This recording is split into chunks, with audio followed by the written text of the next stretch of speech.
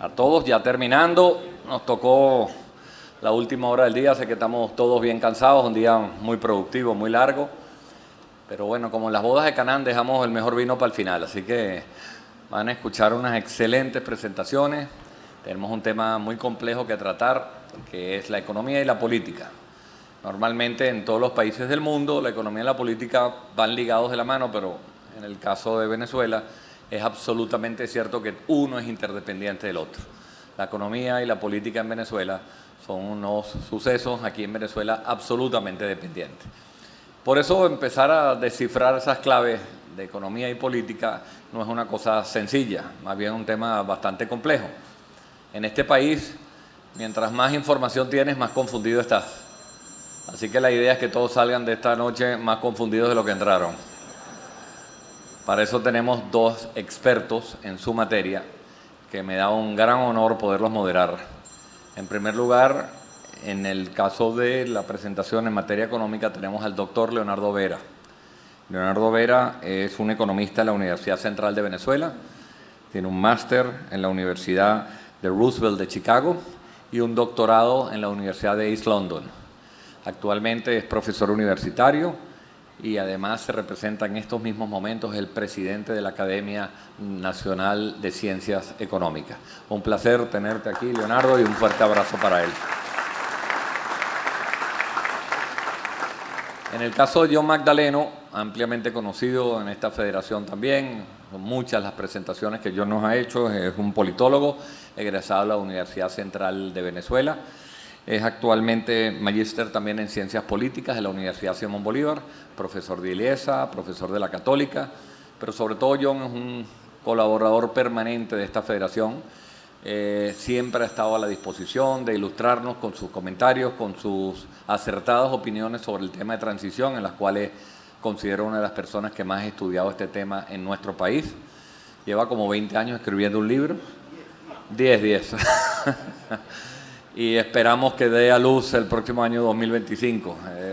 No es nada fácil lo que está confrontando, 120 casos en el mundo en el tema de las transiciones. O sea, es un tema muy complejo y lo animamos a que el próximo 2025 ese libro vea la luz. Bueno, pues vamos a comenzar entonces y vamos a comenzar primero con las preguntas directamente quizás en materia económica. Leonardo Vera, el tema cambiario es el tema que aparece entre los principales problemas que tiene el empresariado en este país. Normalmente, en todos los países del mundo, el tema cambiario es un reflejo de los desaciertos o los aciertos que puede haber en materia económica. En el caso de Venezuela, parece evidente que es más de desaciertos. Yo quería preguntarte tres preguntas que están hiladas a este primer enunciado. Si son desaciertos los que han producido este diferencial cambiario que tenemos ahora, que tanto afecta al empresariado venezolano, tres preguntas. Una, ¿qué hicimos mal para ver lo que nos está pasando?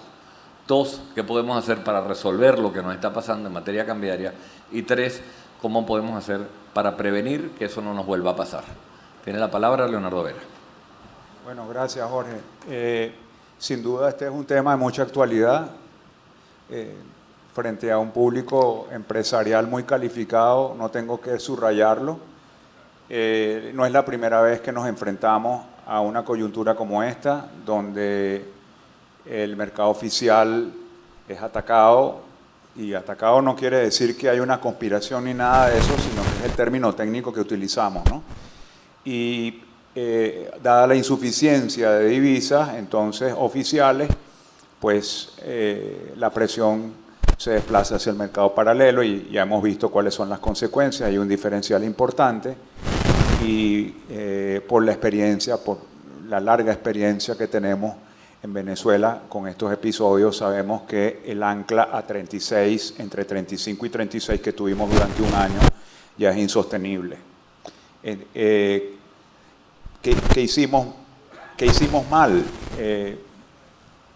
Hicimos algunas cosas bien, tampoco todo está mal. Recuerden de dónde venimos, ¿no? Venimos de un control de cambio que se endureció tremendamente en el año 2013-2014, al punto tal de que aquí no habían ni siquiera productos de primera necesidad porque no habían divisas con que importarlos.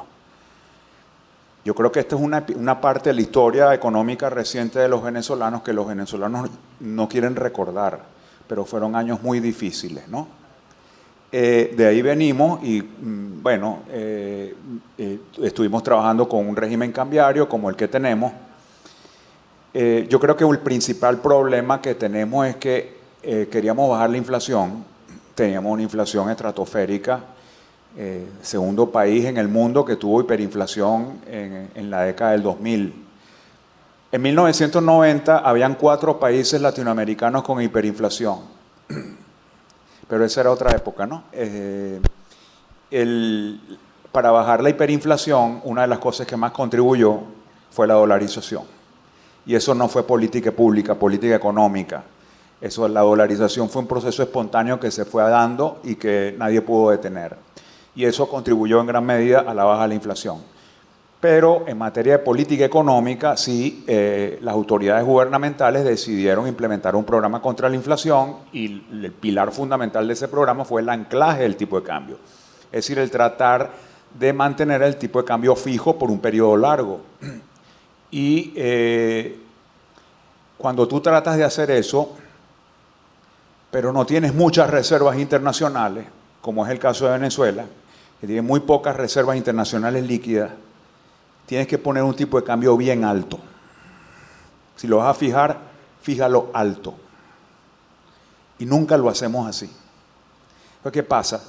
Tú anclas el tipo de cambio nominal, la inflación baja, pero no baja lo suficiente, ni tampoco lo suficientemente rápido, al punto tal que llega un momento en que el tipo de cambio se sobrevalúa, el tipo de cambio real se sobrevalúa, y entonces ahí es donde las importaciones comienzan a lucir súper baratas, donde comprar dólares es súper barato y en donde es prácticamente indetenible la demanda por dólares, y entonces ahí comienza a despegar el paralelo.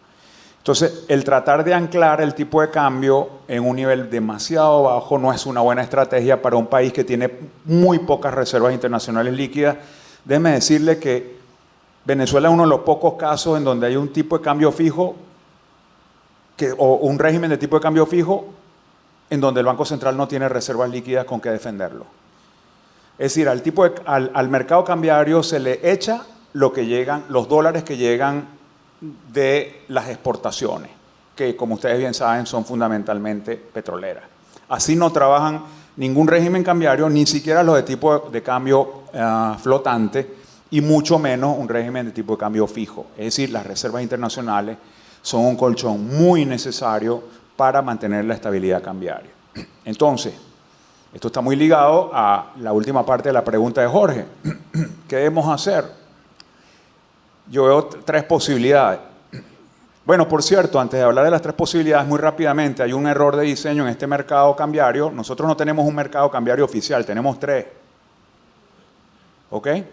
Tenemos el mercado donde el Banco Central asigna, tenemos el mercado de las mesas de cambio, que es lo que captan los bancos de los agentes privados, de los oferentes privados, y tenemos el menudeo, el mercado del menudeo. Entonces, tenemos 3 mercados y además no se comunican. Es un mal diseño, deberían estar comunicados. Cuando alguien va a demandar en un mercado, que tenga la opción de ir al otro, ¿verdad? Para que no se generen esas ineficiencias entre los 3 mercados. Bueno, pero entonces más allá de eso, vamos a la última parte de la pregunta para no extenderme mucho. Entonces, yo veo que hay 3 opciones para quien tiene que tomar las decisiones. La primera opción es ir a una devaluación fuerte de una sola. Supónganse ustedes que el tipo de cambio que nos hace competitivo con Colombia, elijan una cesta en Colombia de 10 productos de primera necesidad, elijamos una en Venezuela. Y háganse la pregunta, ¿cuál es el tipo de cambio que me permite que el valor de esa cesta en dólares o en pesos o en bolívares sea igual, de las 2 cestas? Entonces les va a dar un número. Yo no lo voy a decir porque si yo digo un número aquí ahorita, ¿dónde debe estar el tipo de cambio en Venezuela? Entonces mañana van a decir, Leonardo dijo que el tipo de cambio. Pero ese es un tipo de cambio que les va a dar mucho más alto de 36. Entonces, primera estrategia, depreciación rápida del tipo de cambio vocería, que es muy importante, hay que decirle a la población, a las unidades económicas, ¿qué es lo que viene? Vienen 2 meses duros de inflación, porque ha sido un ajuste fuerte, ¿verdad? Pero si eso es acompañado de un buen programa de estabilización, es decir, de otras medidas, porque no es solamente anclar el tipo de cambio, hay que hacer otras cosas, y no me voy a extender en eso, la inflación va a bajar, va a seguir bajando, además con la ventaja de que veníamos a un ritmo de inflación en donde iba bajando, pero todavía es 5 veces más alta la inflación en Colombia. La inflación en Venezuela está bajando, pero hoy es 5 veces la inflación que hay en nuestro hermano país. Esa es opción 1. Opción 2 es ir a una cosa gradual, una depreciación gradual, en donde tú vas deslizando. Pareciera que por el momento es la estrategia, pero no cantemos victoria, no lo sabemos todavía, porque ya les voy a hablar de la opción 3. La opción 2 entonces es ir poco a poco con una depreciación gradual, el Banco Central tratando de inyectar para que no se le vaya muy rápido, con la aspiración de ir cerrando la brecha. Ese proceso gradual puede durar meses. ¿Qué pasa ahí?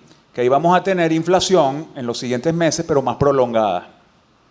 ¿No? No es que vas a tener 2 meses, sino que vas a tener 6, 7, 8 meses de inflación más prolongada. Bueno, es cuestión de decisión, yo prefiero opción 1, pero muchos de ustedes como empresarios dirán, opción 1, este está loco, yo voy a traer mi materia prima a un tipo de cambio, el que depende mucho de materia prima importada piensa de esa manera, ¿ok? El que no, y está pensando en sus competidores cuyos productos están llegando aquí súper baratos, el sector comercio más que todo, no tanto industria, ese más bien está pensando, oye, qué bueno, por fin, por lo menos que se hagan más caros esos productos importados. Y la tercera opción es que decidan no depreciar el tipo de cambio y entonces entremos en un régimen de racionamiento de divisas y de asignación discrecional de divisas. Y ya ustedes saben lo que eso significa, yo lo dije eufemísticamente, asignación administrada de divisas, ¿verdad? Esa es una opción también. Entonces creo que yo obviamente me decanto, como les digo, por la primera opción, pero porque creo que en el largo plazo incluso le trae grandes ventajas a Venezuela el tener más bien un tipo de cambio competitivo, apretarnos el cinturón, calarnos un par de meses de inflación, etcétera, y bueno, después tratar de cruzar los dedos de que venga un programa de estabilización que pueda mantener la inflación baja. Muchísimas gracias, Leonardo. Excelente respuesta. Tengo el odioso labor del moderador, que es decirles que tiene una pantallita adelante. Vamos a hacer 3 preguntas para que tengan tiempo para explayarse. Normalmente le estamos dando un tiempo que aparece en la pantalla. Somos un poco flexibles, pero también es el final de esta noche y después tenemos el acto de clausura. Así que agradecerles que lo máximo que podamos ir. Excelente tu respuesta, muchas gracias. John, ¿saben que es complicado en este país ser analista político en estos momentos? Eso es y politólogo es una profesión de riesgo. Si opinas, te pueden pasar cosas. Y si estás solamente estudiando y calificando lo que está pasando y te pronuncias o lo dices, también te pueden pasar cosas. Entonces, realmente, John, entendemos las limitaciones del momento, pero de todas maneras creo que es interesante conocer tu opinión en algunos aspectos. Muchos analistas señalan que quizás el tema más complejo que tenemos en el país, por lo cual es la mamá del cordero, por lo que nos ha pasado prácticamente todo lo que nos está pasando, es la falta de instituciones en el país. Fedecámaras ha resistido en el tiempo, 80 años, no es poca cosa, pero hay otras instituciones que no lo aguantaron. Las instituciones sindicales no aguantaron la desinstitucionalización que existe en el país, pero tampoco las instituciones públicas en el país. Mi pregunta es, John, ¿cómo empezamos? ¿Cómo arrancamos a volver a reinstitucionalizar el país? ¿Qué peso le asignas tú a esto? Y me gustaría escuchar tus comentarios en esa materia. Bueno, muy buenas tardes, casi noches, creo yo. Muchísimas gracias en primer lugar a Fedecámaras por la Gentil invitación y un placer estar con Leonardo Vera, compartiendo panel con quien he trabajado varios proyectos conjuntos desde hace años y espero que sigan apareciendo. Este es un tema central, el tema de las instituciones, porque las instituciones al final del día son reglas de juego.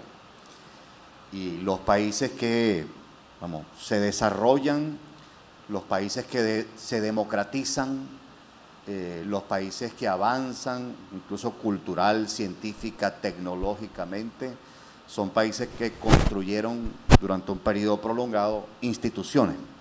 Y el tema de fondo respecto a las instituciones es que demanda acuerdos, demanda acuerdos entre actores sociales partiendo por, ya que la pregunta final es por dónde arrancamos, partiendo por aquellos que tienen mayor influencia sobre la sociedad. De forma tal que en Venezuela tenemos un serio problema porque en efecto hay una desinstitucionalización en marcha, las reglas de juego no son estables, no son perdurables y el problema más grave de fondo es que no parece vislumbrarse en el corto plazo la posibilidad de un acuerdo sostenible en el largo plazo. Es decir, ¿cómo abordamos este tema? Se necesita un acuerdo sostenible de largo plazo, que es de donde emergen luego reglas de juego estables. Este tema es tan importante que en diversas áreas de las ciencias sociales aparece una y otra vez. Cuando examinamos la pobreza, después de un largo recorrido teórico y empírico analítico, finalmente en los 90 instituciones internacionales como el Banco Mundial, el Fondo Monetario Internacional, descubrieron que el problema medular que daba lugar a la pobreza prolongada y abyecta del África era precisamente ausencia de instituciones. Y cuando te vas a otro campo, un área interdisciplinaria, que ustedes saben que es de mi fascinación particular, las democratizaciones en el mundo, encuentras que, por ejemplo, según varios estudios de primera línea, dos de las grandes macrovariables que podrían estimular procesos de democratización son, por un lado, una cuando menos progresiva mutación del régimen político no democrático, pues si estamos hablando de democratización es porque no estás en democracia, y en segundo lugar, el nivel de estatalidad. Y el nivel de estatalidad tiene que ver con, primero, las capacidades estatales, ¿sí? En efecto, ¿están desarrolladas o no están desarrolladas? Pensemos no solo en servicios públicos, sino en provisión de bienes públicos, que es la función básica de un Estado. Es decir, educación, salud, provisión de bienes públicos básicos, ¿sí? Caray, ahí también tenemos otro problema. Es decir, por donde te metas en la área o el sector interdisciplinario desde el que quieras abordar cualquier problema, te vas a encontrar desde luego con la médula del problema venezolano de hoy, o de uno de los problemas venezolanos de hoy.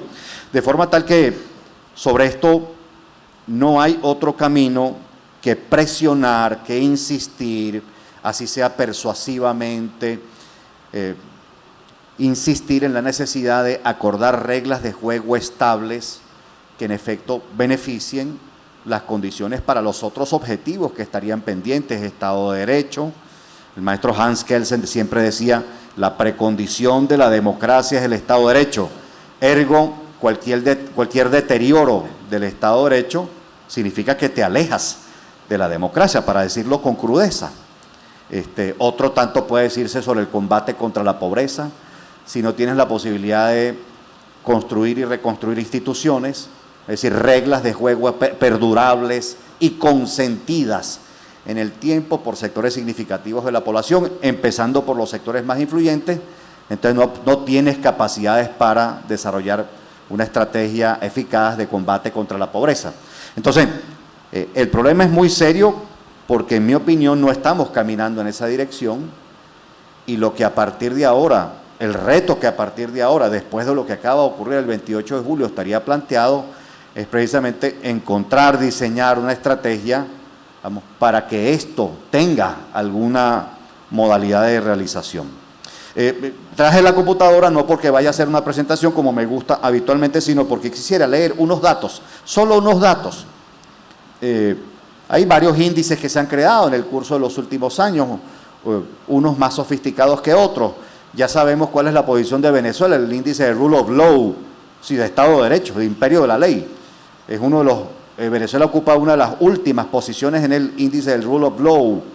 Pero para usar uno que me gusta mucho, un índice que mide el tipo, permite la clasificación del tipo de régimen político, lo elabora y desarrolla y publica anualmente el Vidén Institute de la Universidad de Gothenburg. Para mí, el centro de investigación de política comparada más importante de esta fecha, es decir, el esfuerzo más acabado de política comparada de esta fecha.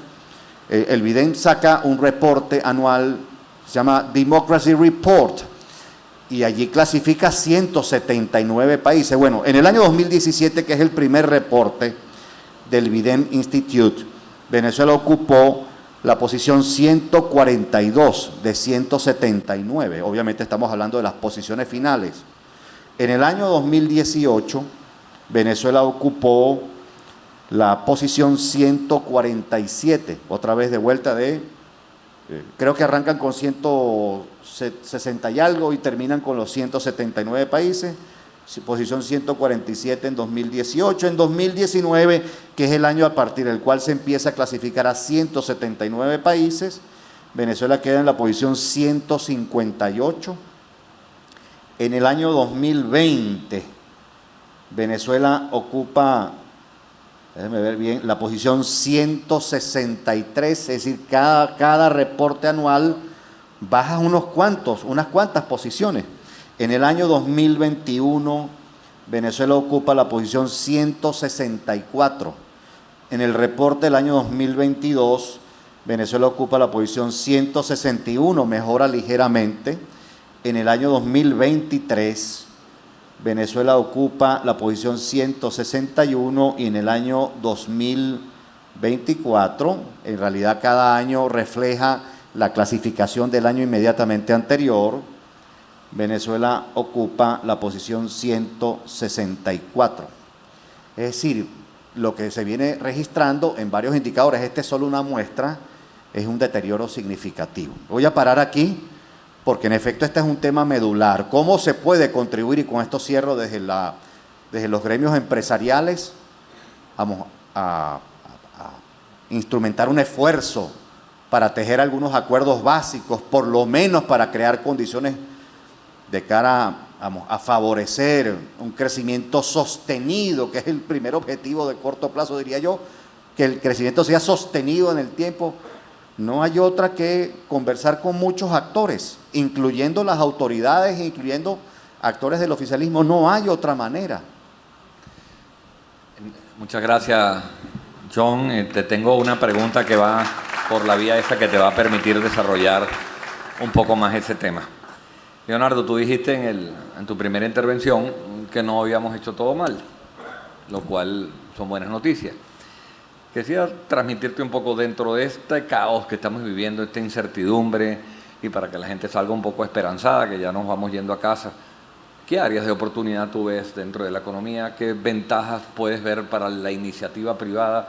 ¿Cómo tú ves que se puede desarrollar el mundo empresarial en estas condiciones tan complejas que tiene Venezuela en la actualidad? La primera ventaja que yo veo es el espacio que ha ido ganando el espacio y el reconocimiento que ha ido ganando el sector privado en Venezuela, que ha podido atravesar, navegar una de las tormentas más desafiantes que ha tenido país latinoamericano alguno, y está reunido aquí y está reunido en cualquier ciudad del país y sigue agremiado y sigue luchando, y vemos por todos lados empresarios jóvenes apostando por sus proyectos de negocio. Ese espacio es más importante en esta coyuntura política que en la que teníamos hace 3 meses atrás. Y les voy a explicar por qué creo yo que es así. Y John, creo que esto sería interesante. Te pido que reflexiones alrededor de lo que voy a decir, porque quizás tú tienes más capacidad que yo para entenderlo y para procesarlo. ¿Qué es lo que ha perdido el incumbente? La palabra incumbente significa el que toma las decisiones, el que está gobernando. ¿Qué es lo que ha perdido? Legitimidad de origen. Y podrá ganar legitimidad de desempeño. Porque una de las cosas importantes para poder gobernar una empresa, una unidad productiva, una familia, un hogar, un país, es tener legitimidad. Pero perdiste la de origen. ¿Cómo puedes recuperar la de desempeño? Yo lo veo muy difícil, porque la legitimidad de desempeño es calidad democrática, así lo traduzco yo, ¿no? Por eso invité a John a reflexionar. Pero hay algo, quien es el incumbente tiene que estar viendo que en medio de esa deslegitimación, él puede ganar una cosa que se llama, o que yo llamaría, aprobación por desempeño. Aprobación por desempeño. Es decir, que al final del día tenga un buen desempeño el país y la calidad de vida de la gente vaya mejorando, quizás no por mi gestión. Entonces, ¿por la gestión de quiénes? De ustedes, de los que le están echando pichón al país. Entonces es un momento estelar para el sector privado, el sector productivo, para decir, yo sigo apostando al país, yo estoy aquí, y aprovechar esa capacidad de negociación. Yo puedo hacer estas cosas, ¿no? Por cierto, vi que ayer Fede Cámaras le hizo un planteamiento con respecto al tema de la energía eléctrica al Ejecutivo Nacional. Como diciéndole, bueno, mira, yo no estoy diciendo que tú no lo puedas hacer, pero quizás yo pueda hacer algunas cosas y las puedo hacer bien, ¿no? Entonces, poco a poco, yo creo que el sector privado en Venezuela ha ido demostrando que tiene la capacidad de hacer cosas. Y eso es una oportunidad que hay que aprovechar. Entonces, el quien está buscando aprobación por desempeño, quizás esté dispuesto a oír hoy más a quien tiene la capacidad de ejecutar cosas para mejorar el desempeño del país. No sé si lo expliqué bien, pero bueno, como ustedes han visto, he tratado de utilizar el lenguaje y el vocabulario elocuente, pero, digamos, cuidadoso, ¿no? Okay. Bueno, lo bueno es que ya sabemos que hay que llamarlo el incumbente. Ese es un concepto extraordinario. De ahora en adelante yo personalmente lo llamaré el incumbente. John, en la tercera parte de la pregunta voy a dejar que desarrolles el tema que dejaste quizás inconcluso sobre la participación de Fede Cámaras y qué pueden hacer los empresarios, pero sí te voy a meter ahora un poco más en camisa de once varas. Me parece a mí que es importante conocer tu apreciación un poco sobre cuáles serían los escenarios después del 28 de julio hasta el 10 de enero, dividiendo dos etapas que son claramente diferentes, y cuál es el escenario que tú vislumbras después del 10 de enero. ¿Cuál es la participación y cuál, a tu juicio, debería ser también el papel de nuestra institución en este complejo escenario que se presenta? Y bueno, ahí te dejo esa facilita, pues. Quería arrancar, acabo de recordar la primera intervención con un chiste más o menos jocoso para suavizar lo que ya veo que me toca decir es en esta, con motivo de esta pregunta. Si usted creía que esto era complejo, bueno, yo lo he escrito, pues Venezuela ya ha experimentado dos mutaciones, lo voy a decir en clave técnica, nadie se ofenda. En mi opinión, el régimen político venezolano, el régimen político para los politólogos significa conjunto de reglas de juego formales y prácticas informales que definen quiénes y cómo toman las decisiones colectivamente vinculantes. Eso es lo que significa la expresión régimen político. No tiene necesariamente una connotación negativa. Hay regímenes democráticos, regímenes autoritarios o autocráticos, es lo mismo. Regímenes sultanísticos, por ejemplo, mucha gente cada vez que yo los menciono cree que estoy hablando del Medio Oriente. Sí, no, en América Latina han habido dos regímenes sultanísticos bastante estudiados. El de Rafael Leónidas Trujillo en República Dominicana, el famoso Chapita Trujillo. ¿Usted sabe por qué le decían Chapita Trujillo? Por las condecoraciones. Los dominicanos le decían la Chapita. Entonces de ahí viene la expresión Chapita Trujillo. Y los Somoza en Nicaragua, que fueron literalmente una dinastía. 3 generaciones gobernaron. 3 generaciones de los Somoza. Es decir, el abuelo Somoza García, ¿sí? Los padres Somoza de Baile, Sí, y los hijos. De hecho, al padre Somoza de Baile le decían Tacho y al hijo le decían Tachito. Es decir que terminaron gobernando el abuelo Somoza García, Tacho y Tachito, ¿no? Sí, literalmente, eso es un régimen sultanístico. Son sultanísticos, sí, son muy patrimoniales. Vamos, no hay, se difumina la frontera entre lo público y lo privado. Se utilizan cuerpos parapoliciales y paramilitares para reprimir, precisamente para reducir el costo de la Fuerza Armada. Estoy describiendo, no me estoy refiriendo, estoy describiendo casos internacionales. Bien, quería decir jocosamente, porque tengo 6 minutos, yo no he hablado 6 minutos. No. Que me corrijan, ¿no? Me confunden. Llevo 1, exacto, ahora está empezando. Quería decir de forma jocosa que si usted creía, esa es una primera mutación que en Venezuela se da, la de una transición al autoritarismo. En mi opinión, perdón si no se ofenda, es mi opinión académica, mi opinión técnica, entre 1999 y 2000 se produce una primera transición al autoritarismo. Esa es la primera mutación. La segunda mutación se da, ese primer autoritarismo que se instala en 2002 es un autoritarismo competitivo. Si todavía la oposición tiene allí, vamos, robustez, fortaleza y puede disputar cargos centrales, digamos, estatales obviamente, del poder. Se produce una segunda mutación que es del autoritarismo competitivo al autoritarismo hegemónico. En mi opinión, esa mutación se completó en 2016. Ahora el país tiene una nueva amenaza enfrente que es una posible tercera mutación. Ya usted podrá sospechar hacia dónde podría caminar esa. Bien, decía que de forma jocosa, ahora viene lo jocoso. Si usted creía que esto era complicado, ahora vamos a tener Jumanji con El Aro, El Conjuro. ¿Usted me entiende lo que le quiero decir? ¿Sí? ¿Ha visto estas películas? ¿Sabe lo que le estoy...? ¿Ha visto Jumanji, no? ¿Sí? Jumanji, la Ouija, métale la Ouija también. Jumanji, la Ouija, El Conjuro y El Aro. Poltergeist, si quiere también. La de Linda Blair, ¿cómo se llama? El Exorcista. Y hay una que es más cercana, ¿que era? El profeta. No, la de... No, La profecía. No, Chucky. Chucky, ya te fuiste. Chucky. Bien, sí, hay un desafío. Es cierto, hay una zona de oportunidad para el sector privado y para reforzar lo que dice Leonardo, esa zona de oportunidad para recodificar lo que Leonardo me ha planteado y me ha invitado a que reflexione sobre eso. Todos los regímenes políticos tienen 2 o 3 dimensiones cuyo análisis permite saber si sobreviven o no. Si sobreviven en el largo plazo o no. Eficacia, efectividad y legitimidad.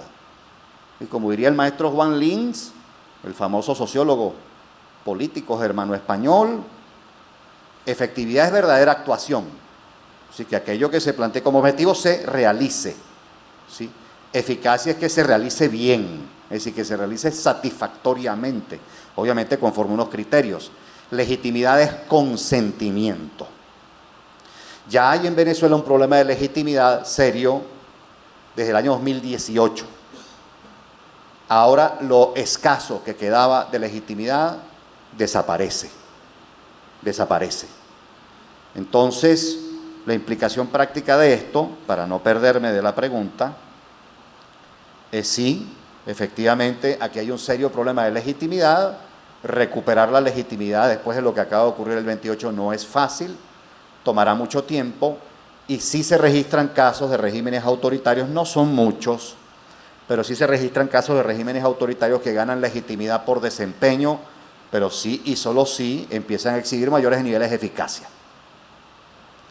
Es decir que estratégicamente, para decirlo con sus 4 letras de forma técnica, si el régimen político desea recuperar algo de legitimidad, así sea por desempeño, está forzado estratégicamente, ¿sí?, a mejorar su eficacia. Está forzado. De lo contrario, en efecto, la amenaza sobre ese régimen político va a seguir planteada. Esto me lleva a un segundo punto que pregunta Jorge: ¿cuáles son los escenarios que vislumbras? Bueno, 4, lo he dicho en varias entrevistas. Uno que llamo a lo Jalisco. Estamos en ese escenario, en mi opinión. Todo el mundo entiende qué es lo que quiero comunicar. con a los Jalisco. Usted sabe que en un régimen autocrático uno tiene que empezar a comunicarse de forma críptica, ¿no? ¿Sí? Vamos, como alusiva, ¿no? Usted sabe que quiero comunicar con a los Jalisco, ¿sí? A la marcha, pues, ¿eh? El segundo escenario lo llamo el gran engaño. Ese escenario es un intento de negociación que ofrece unas opciones que en efecto no resuelven el conflicto sociopolítico de fondo. Ahí hay unos esfuerzos diplomáticos en esa dirección. Por cierto, le doy la bienvenida a todo esfuerzo diplomático en que intente una resolución del conflicto sociopolítico venezolano. Lo que me temo es que esas opciones que se han propuesto en el corto plazo para Venezuela no son opciones que contribuyen a la resolución del conflicto. El tercer escenario le llamo brinkmanship. Brinkmanship es una expresión que proviene de los estudios estratégicos. Se empezó a mencionar con mucha frecuencia en tiempos de la Guerra Fría. Quienes conocen teoría de juegos, algo de teoría de juegos, y del modelo, el Chicken Model, por ejemplo, y el dilema del prisionero, es decir, estos modelos en los que se simulan circunstancias dilemáticas, es decir, dilemas sociales, me entenderán lo que quiero decir. El escenario de brinkmanship, que por cierto es uno al que podríamos caminar, es uno en el que escala el conflicto alrededor de Venezuela. Es decir, se producen realineamientos nacionales e internacionales alrededor del caso venezolano. Y obviamente esto supone que escala la naturaleza y la magnitud del conflicto, ¿sí? Es un escenario que obviamente supone costos, riesgos, ¿sí? Desde luego. Y el cuarto escenario, que mucha gente no lo ve, dado lo que acaba de ocurrir el 28 de julio. Por cierto, tengo que recordar, yo pronostiqué esto 5 meses antes. 5 meses antes lo pronostiqué. O sea, no debería ser sorpresa porque se pronosticó con mucha antelación, ¿sí?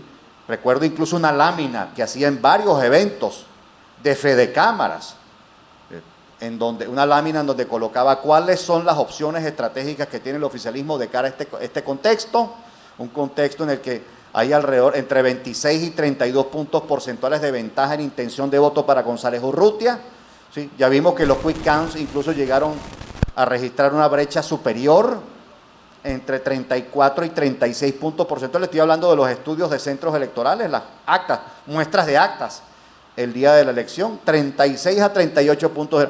Esto se pronosticó y recuerdo que con una lámina decía, bueno, frente a una brecha tan abultada, tú no puedes rebanar esa diferencia. Por tanto, ¿cuáles son las opciones estratégicas que le quedan al oficialismo?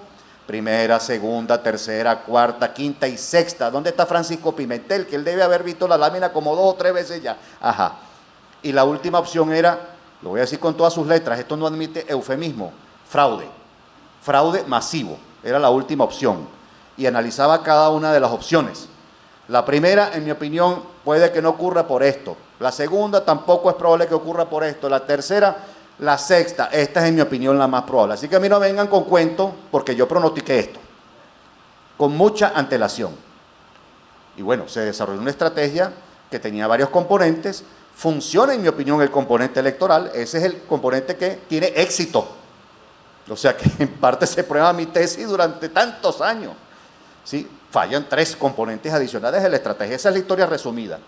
Ahora, el cuarto escenario, y este comentario viene a juego a propósito por esto, yo todavía sigo viendo en Venezuela abierto el escenario de una posible transición a la democracia. Usted me dirá, y después de lo que acaba de ocurrir, ¿por qué lo sigues viendo?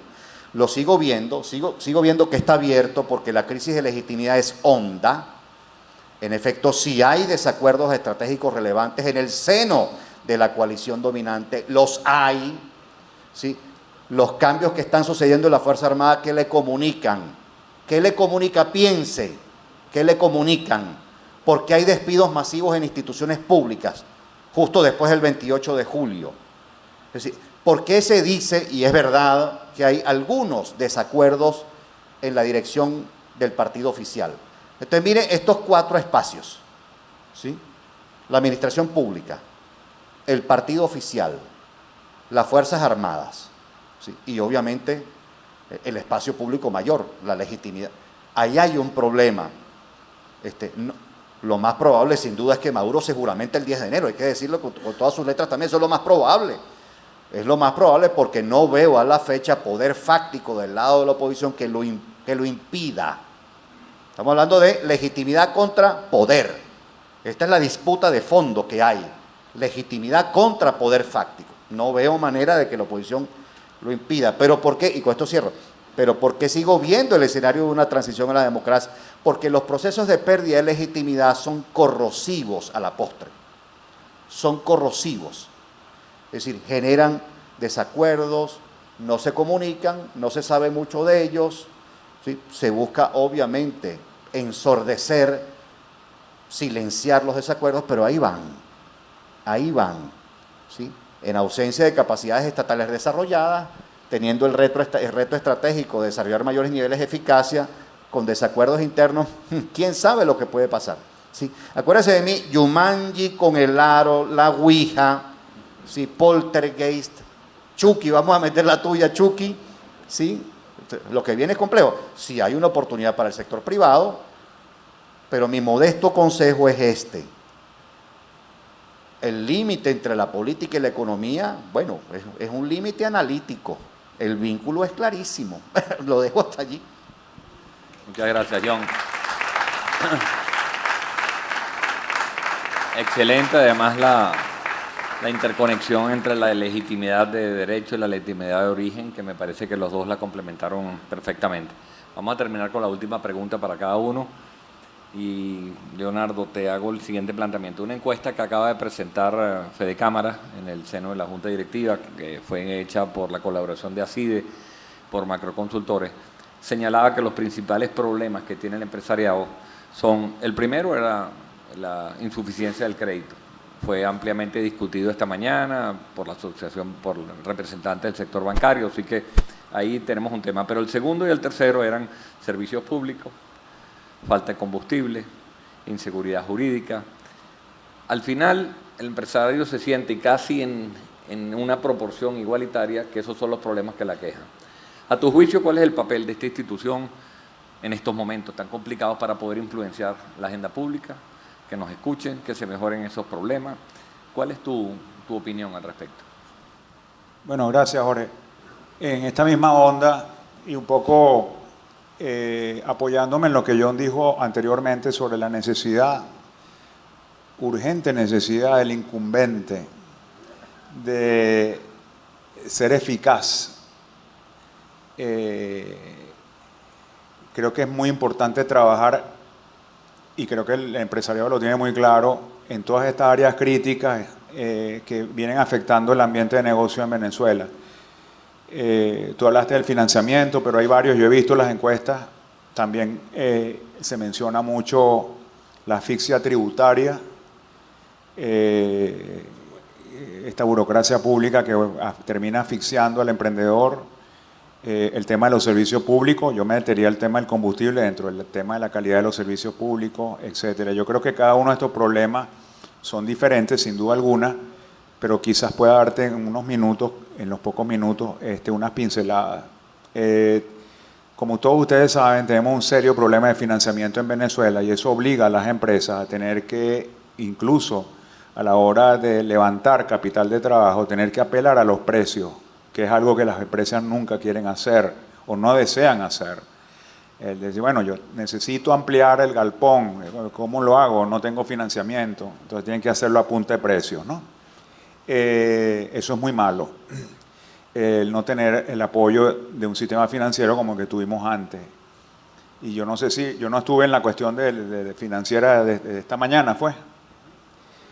Yo no sé si ellos dieron algunos números, ¿no? Pero yo sí tengo los números claros. Y ustedes también seguramente los tienen, pero el crédito en Venezuela ha crecido en forma importante en dólares, pero tenemos un volumen realmente que da risa, del tamaño de un pequeño banco como el Banco Internacional en Ecuador. Es todo el volumen de la cartera de crédito del sistema venezolano. Tenemos varios problemas ahí y yo diría que si queremos darle una solución rápida a esto es darle la libertad a los bancos de que den crédito en la moneda que ellos quieran. No los obligue a dar crédito en dólares. Cuando yo le dije esto a una gente en el sector financiero, que bueno, ¿tú crees que es buena estrategia agarrar a un cliente y decirle, mira, yo te doy $100,000, pero te lo voy a dar en bolívares, y si te agarra una devaluación en el camino, bueno, me tendrás que dar más bolívares, ¿no? Entonces, todo el riesgo cambiario lo asume el empresario, no el banco. Ese no es un buen modelo. Pero un mejor modelo podría ser no obligar a los bancos a dar créditos en dólares, porque eso no lo van a hacer, y tampoco es una buena idea, pero sí darle la libertad de que los dé en la moneda que los quiera dar y que negocie con las unidades productivas, con sus clientes, ¿verdad? ¿Qué ventaja tiene dar crédito en dólares? Que ya se les pasa el miedo. ¿Cuál miedo? El miedo de que el cliente agarre los recursos, vaya al mercado cambiario, ¿verdad? Y ataque el mercado cambiario con los recursos, que fue lo que justificó esta medida de encaje de 93%. Empezó por 93%, que ustedes saben ha ido bajando, pero todavía tenemos el encaje legal más grande del mundo. Cuando tú le estás dando dólares, ¿a qué mercado cambiario va a ir? A ninguno. Entonces te baja esa presión, puedes ir bajando el encaje, ¿verdad? Y si la inflación va bajando y tienes un programa antiinflacionario, puedes ir bajando el encaje. Entonces ata el encaje al desempeño, ¿verdad?, del mercado crediticio, por ejemplo, la mezcla en dólares y bolívares. En la medida que aumenta la mezcla en dólares, menos miedo, baja el encaje. La medida que vas controlando inflación, a mí me extrañó muchísimo que en la medida que la inflación iba bajando es así, ¿no? Ajá. En la medida que la inflación va bajando, bueno, se va consolidando el bolívar, esa es la realidad. Entonces, bueno, suelta un poquito. Pero después me di cuenta, bueno, lo que pasa es que, claro, mucha gente vislumbra el futuro y dice, esto es inaguantable, tarde o temprano va a venir una depreciación, etcétera. Entonces, la gente se fue bolivarizando, pero ¿qué va a ocurrir ahora? Ahora todo el mundo está pensando, oye, como que voy a tener que ir otra vez a moneda extranjera y no seguir trabajando con bolívares. Eso lo va a decir tanto el cliente como el empresario, como el proveedor, ¿no? Entonces, bueno, hay que hacer un trabajo en esa línea, porque efectivamente el tema del financiamiento es clave para poder crecer. El tema de los servicios públicos, creo que las alianzas público-privadas pueden ser un buen planteamiento. Y creo que aprovechando este espacio del que ustedes están empoderándose, es que esa es la realidad, es que yo lo veo muy claro. En una realidad como esta, en donde el gobierno no tiene la capacidad de dar respuestas y cada día las tiene menos, las respuestas las tiene que encontrar en la sociedad civil, y qué mejor actor de la sociedad civil para dar respuestas a este tipo de desafíos como el empresariado. Entonces, este es el momento de que el empresariado le lleve propuestas, respuestas. En materia de servicios públicos, oye, tenemos unas buenas propuestas aquí. Por ahí, ¿se acuerdan cuando empezaron algunos empresarios a decir, bueno, pero hay unas tecnologías como para hacer unas pequeñas refinerías y de pronto el sector privado puede de pronto invertir, pero para esto obviamente necesitamos cambiar un poco el tema del precio de los combustibles, etcétera, que es una realidad que al final cambió. Al final estamos trabajando con precios, subimos el precio de los combustibles de la gasolina, ¿no? Quizás no estratosféricamente, pero lo subimos. Bueno, eso hay que trabajar. Y después está el tema tributario, ese es un tema muy importantísimo. Este es un país que tiene un desorden tributario increíble. En materia de aranceles y tributos, el desorden es inmenso y el sistema, las unidades empresariales están muy castigadas. Cuando hablo de aranceles, no me refiero a los aranceles de aduana, me refiero a lo que le cobran a usted cada vez que pisa un registro, ¿no? Eso se llama aranceles. Entonces,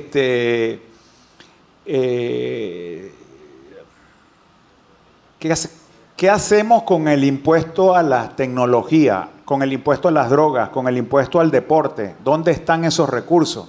Ustedes acaban de pagar un impuesto a las pensiones. Ya yo sé que hay empresas que han pagado 3 meses el impuesto a las pensiones. ¿Y dónde están? Entonces, no, eliminen eso. De verdad, quieren que la economía crezca.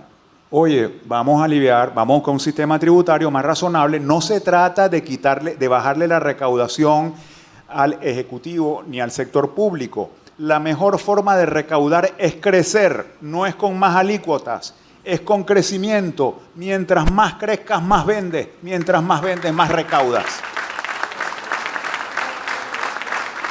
Ayúdalos a crecer, alíviale la carga. Entonces, ese tipo de mensaje, esto no quiero utilizar mucho tiempo, la pregunta es compleja porque son muchos constraints los que tiene el empresariado, pero yo lo que estoy es tratando de invitarlos a pensar en cuáles son los planteamientos que en este momento crítico este sector de la sociedad civil puede llevarle al incumbente. Extraordinario, Leonardo, muchísimas gracias. De verdad agradecido por tu comentario. Me deja la última pregunta para John. John, no existe un diálogo político en el país, por lo menos yo no lo conozco. Pero sí existe un diálogo social en el país y hay que diferenciarlo, porque muchas veces critican que Fede Cámara esté hoy sentado en una mesa de negociaciones de hace ya 2 años con el Ejecutivo Nacional en unas reuniones que pudieran ser mucho más exitosas, mucho más efectivas, pero que realmente es un espacio que ha costado muchísimo conquistar. A mí me encantaría saber, dentro de este escenario tan complejo, ¿cómo tú puedes diferenciar, cómo hacemos y cómo a Fede Cámaras le sale en estos momentos diferenciar el diálogo político del diálogo social? ¿Son posibles que convivan dentro de un escenario de los 4 escenarios que tú nombraste? ¿Se puede seguir manteniendo un diálogo social en la ausencia de un diálogo político? Me gustaría escuchar tus comentarios. Provocaría que Jorge tuviera un programa de entrevistas porque hace buenas preguntas. ¿Por qué no le saca la competencia a Jorge Botti, chico, de tu programa? No, a Pensini. Bien. En esta materia, Jorge, me temo que tengo una respuesta pesimista y una optimista. La pesimista es que no creo que en el corto plazo se pueda restablecer el diálogo político. Por lo menos no un diálogo político genuino, pensado para reconocer y restituir garantías violadas. Eso, en mi opinión, está negado en el corto plazo. No lo veo factible. No lo veo factible. Miren, amigos, una de las precondiciones más importantes para que se produzca una transición a la democracia es que dentro de la coalición dominante, lo he repetido durante 10 años, pero como nadie escucha o pocos lo hacen con rigor, ¿sí?, no se recuerda. ¿Sí? Para que sea más factible una transición a la democracia, tiene que emerger una subcoalición de reformistas dentro de la coalición dominante. Tiene que emerger una facción, un ala de reformistas. Y no estoy pensando ni fundamental ni exclusivamente en reformistas económicos. Ya hay una cierta desregulación económica en marcha desde el año 2018 hasta la fecha. Algunos economistas, esta es más materia de los economistas que yo, quiero decir, la denominación aplicable para este tipo de casos, para mí todavía no puede hablarse de liberalización económica. Liberalización económica equivaldría al reconocimiento y la restitución de garantías garantías constitucionales, por ejemplo, derechos de propiedad, por ejemplo, para empezar. Entonces, en la medida en que tú no reconozcas, no vuelva factible el libre ejercicio de una garantía, entonces tú no puedes, una garantía económica o un conjunto de garantías económicas, no puedes hablar de liberalización económica. Lo que se ha producido es una desregulación desordenada, digamos, informal, fáctica, por la vía de los hechos, ¿sí?, de la economía. Eso es lo que ha ocurrido. Ahora, para que se pueda producir una liberalización política, que es lo fundamental para que haya una transición, no la económica, la política, la que atañe directamente las reglas de juego, para que tal cosa se pueda producir, para que sea más factible, tiene que emerger una subcoalición, una facción, un grupo chico de reformistas en lo político. ¿Sí? ¿Por qué usted cree que hay una correlación probada entre desarrollo y democracia? Quedémonos en el plano de la correlación, porque la investigación ha dado lugar a mucho debate sobre el intento de hallar la dirección de la causalidad. Eso es otra cosa. Dejemos ese debate, vamos, para otro momento. ¿Por qué usted cree que sí está probada la correlación entre democracia y desarrollo? Porque la variable, vamos, interviniente que está en el medio son, lo hablamos antes, instituciones, es decir, reglas de juego que se cumplen, reglas de juego que permiten el ejercicio de libertades, reglas de juego que permiten no solo las económicas, sino también. Entonces, por tanto, mi respuesta a esta pregunta es: el diálogo político, en mi opinión, a los fines de restituir y reconocer garantías violadas, no es factible en el corto plazo. Ahora, ¿significa eso que la sociedad debe dejar de hablar? No. ¿Significa eso que Fedecámaras deba dejar de estimular la producción, el consumo, el desarrollo? No, no, yo no estoy diciendo esto. Yo estoy radiografiando el país. Yo todavía no me he puesto a prescribir, a recomendar. Claro que hay que recomendar cosas frente a un país que tiene estos desafíos y estas amenazas. Pues por supuesto. Voy a decir 3 cosas concretas. Dado que el sector privado y en concreto Fedecámaras tiene interlocución con las autoridades, interlocución que en mi opinión es profundamente equivocado cuestionar. ¿Qué quiere usted? ¿Que se rompan relaciones? ¿Usted está consciente de las consecuencias de que se rompan nuevamente relaciones entre el sector privado y las autoridades? ¿Sí? O sea, eso no tiene ningún sentido. No tiene ningún sentido. Aproveche en todo caso esa interlocución que hay para avanzar en la conquista de nuevos espacios y libertades. Es decir, aproveche la interlocución. Dado que en ausencia de legitimación de origen, digamos, parece el régimen político, no el gobierno solamente, el régimen político en su conjunto parece forzado estratégicamente a mejorar sus niveles de eficacia. Bueno, si se obra con cierta racionalidad del lado del régimen político, tiene que preservar la interlocución no solo con el sector privado de la economía, sino también con el mundo sindical reconocido, que por cierto, hay un esfuerzo allí andando para intentar rearticularse, incluso para reflotar a la CTV. Vamos a ver en qué resulta eso, ese esfuerzo, porque no sería la primera vez que se intenta. Vamos a ver en qué para eso, pero hay un esfuerzo de rearticulación del movimiento sindical y obviamente muchos otros sectores también tendrían que hacer lo propio, las iglesias, ¿sí? Es decir, en efecto el diálogo social hay que promoverlo. Ahora, aquí hay un obstáculo también de corto plazo. ¿Cuál es la disposición de las autoridades para escuchar, para abrirse a un nuevo planteamiento? ¿Cuál es la disposición? El diálogo social yo lo veo mucho más factible. ¿Cuál es la disposición? ¿Sí? Segunda cosa que yo apuntaría, y aquí hay una recomendación concreta para el gremio, para Fedecámaras, es una modesta recomendación, ustedes la evaluarán evidentemente, ustedes son autónomos, los consultores, opinadores, profesores universitarios, investigadores proponemos, ¿sí? Los decisores, obviamente, ya ustedes saben qué hacen, ¿no? ¿Sí? Los decisores son los que tienen la palabra final. En buena parte de los casos que yo he estudiado, por cierto, ya finalmente terminé la investigación de 120 casos de transición a la democracia del siglo pasado hasta la última data que hay es hasta 2000, la vieja data 2019, y hay una nueva data que tendría que incorporar hasta 2023. Ya estoy escribiendo, de hecho, el libro ya tengo 1 mes y medio escribiendo el libro debo entregar rápidamente, por cierto, ahora, al salir de acá, los 4 primeros capítulos del libro. Bien, esa es una anécdota personal, lo comento porque en unos cuantos casos de transiciones a la democracia, el sector empresarial jugó un papel importante como promotor de espacios de interlocución, que se hablen, que las partes se hablen, ¿sí? Esto puede ser importante. En otros casos, la iglesia fue o una mediadora, o una facilitadora, o una interlocutora natural. Estamos hablando de regímenes no democráticos, amigos, autoritarios, sultanísticos, algunos con rasgos pretotalitarios. ¿Sí? Venezuela no es el caso más duro de los que yo he podido estudiar, es uno severo, sin duda, problemático, difícil, amenazante, angustioso.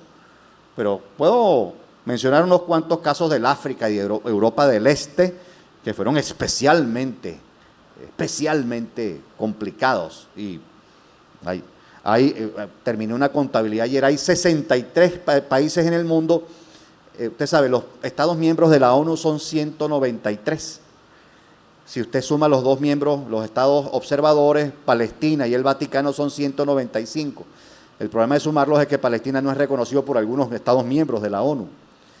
Bien, pero si suma otros estados adicionales que no forman parte de la ONU, usted llega a la contabilidad de 206 países. 206 países. Claro, algunos pequeños, islas, etc. Hay 63 países, esto es un dato muy revelador, 63 países que en el curso de 52 años, óigame bien, 63 países que en el curso de 52 años nunca experimentaron el inicio de una transición a la democracia. 52 años. La única excepción de esa contabilidad es Libia, que tuvo un solo año en el periodo de los 52 años contabiliza, un solo año de democracia electoral, ni siquiera liberal, un solo año. Estoy hablando de la data del Biden Institute. Entonces, bueno, efectivamente, Venezuela no es un caso preocupante, alarmante, es el que nos duele, nosotros vivimos acá, pero no es el caso más grave que yo he visto. Así que allí donde haya una ventana de oportunidad para dialogar, que la hay, entre actores sociales con las autoridades, allí donde haya la posibilidad de, en efecto, plantear propuestas. Bueno, lo que está planteando Leonardo tiene una recodificación bastante clara para mí. Es decir, la eventualidad del crecimiento sostenido y la potencialidad futura del desarrollo está en manos del sector privado. ¿Sí? Es decir, aquello que fue una construcción estatal, ahora pasa a ser, ese es el desafío, una construcción del Estado. Obviamente el sector privado necesitaría mucho más músculo financiero y mayores oportunidades como para que su impacto sea mucho mayor. Bien, tendría muchas más cosas que decir, pero voy a dejarlo hasta aquí con un último adendum, si me permiten, porque la pregunta que me hacen en todas las charlas, las conferencias, especialmente el 28 de julio, es, bueno, ¿qué hacemos? En el mundo empresarial, quiero decir. Por cierto, que las asesorías empresariales son las que pagan la factura de mi casa, no las políticas. Si esperara por las políticas, estaría comiéndome un cable, mis queridos amigos. ¿Sí? ¿Sí? El gobernador de Barinas todavía me debe el pago de la consultoría por la campaña electoral que ganó. Imagínense de lo que estamos hablando. El gobernador del estado de Barinas. O sea, y ese es uno de tantos que me ha quedado debiendo. Entonces, no, si yo esperara por vivir de la consultoría política, estaría debajo del puente del Guanábano en Caracas. Entonces, ¿qué hacer empresarialmente hablando? Bueno, este es un momento para sofisticar los análisis jurídicos o legales, porque vienen unos cuantos cambios legislativos. Este es un momento para hacer análisis, ¿sí? Escenarios jurídicos, vamos a llamarle así a mi amigo Di Silvestro que veo por allá, ¿sí? Ahí vas a tener más trabajo, creo yo, Alejandro. Este es un buen momento para comprender la nueva sociedad que tenemos. Es decir, es un buen momento para hacer unos buenos análisis sociológicos, no solo de consumo, ¿vale? No solo de mercado, sino análisis demográficos. Bueno, el impacto de la inmigración se está midiendo con rigor, se está comprendiendo en su entera magnitud. Se están comprendiendo los nichos potenciales de emprendedores que están emergiendo. ¿Cuál es su impacto real? ¿Quién les está brindando apoyo, asistencia, conocimiento, experiencia? No, porque sí, ¿cuál tendría que ser la apuesta del sector privado de un gremio como este? Bueno, fortalecer el músculo, el tejido empresarial. Luego, hay estudios sobre capacidades. En Venezuela hay hoy un serio problema de capacidades, de recursos humanos. Ajá. ¿Qué vamos a hacer como colectividad respecto a eso? No vamos a ofrecer una respuesta. Si vamos a esperar que el Estado, que ha perdido capacidades, la ofrezca. O el sector privado también puede pensar seriamente en una respuesta para mejorar capacidades. Obviamente este es un buen momento para hacer análisis económico-financiero, ¿sí? Yo sugeriría, y Leonardo sabe bastante de esto, ir un poquito más allá de la econometría. La econometría es útil, a corto plazo, a largo plazo, cuando cambian las tendencias en desarrollo, la econometría deja de ser útil. Ir un poquito, la econometría es útil, pero ir un poquito más allá de la econometría. Politológicamente, ¿cuál sería el formato, de análisis que yo veo con mayor utilidad? Bueno, un buen estudio de caso de Venezuela. Es decir, regímenes no democráticos tienen impacto, son discrecionales, son arbitrarios, ¿sí? Son selectivos. Podría ser muy importante seguir haciendo análisis comparados. Los análisis comparados, en mi opinión, tienen el gran valor de que te permiten ubicarte, ¿sí? Te permiten contrastarte, ¿sí? Tener algún parangón con otros referentes. En algún momento, parte de mi actividad profesional, esto no, créanme que no tiene fines de mercadeo, se los digo en serio, en algún momento de mi actividad profesional hice análisis de contenidos, de discursos públicos para empresas. ¿Por qué? Porque siguiendo con detalle lo que las autoridades comunicaban públicamente, se podía decodificar la estrategia, hacia dónde van las autoridades. Bueno, este es un momento, en virtud del nivel de incertidumbre, en el que me parece que hay que hacerle otra vez seguimiento al discurso de las autoridades. ¿Para dónde van? ¿Cuál es su estrategia de fondo? Es una técnica específica, 2 propuestas más y listo, y me callo. Este es un momento en el que para mí es obligatorio, imprescindible hacer planificación por escenarios, amigos. Es impresionante y a mí me sorprende que todavía hay empresas, vamos, se entiende que las pequeñas todavía están ajustando sus modelos o esquemas de toma de decisiones, pero una empresa mediana ya tiene capacidad para hacer ejercicios de planificación por escenario y no los hace. Y no las hace. O sea, ¿cómo puedes prepararte frente a entornos cambiantes, complejos, retadores, amenazantes o incluso con oportunidades? ¿Sí? Para eso son los análisis de escenario, para que desarrolles capacidad de anticipación. Y la última propuesta que tengo, dejo esto para profundizarlo para el que le interesa, de vuelta, no con fines de mercadeo, sino para que usted se equipe mejor empresarialmente y como gremio ustedes se equipen mejor para un futuro que es complejo, en el que hay que seguir bregando, incluso con más fuerza. Yo no me voy a ir del país, amigo, me van a tener que enterrar aquí a carajazo limpio. No me voy a ir del país, no me voy a ir del país.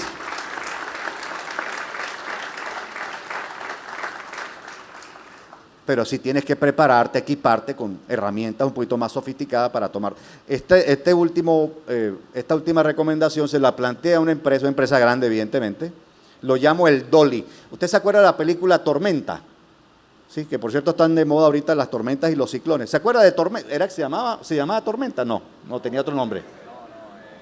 Otro nombre. ¿Ah? La del remolino. ¿Ah? Twister, ajá. Esa misma. ¿Se acuerda del Dolly?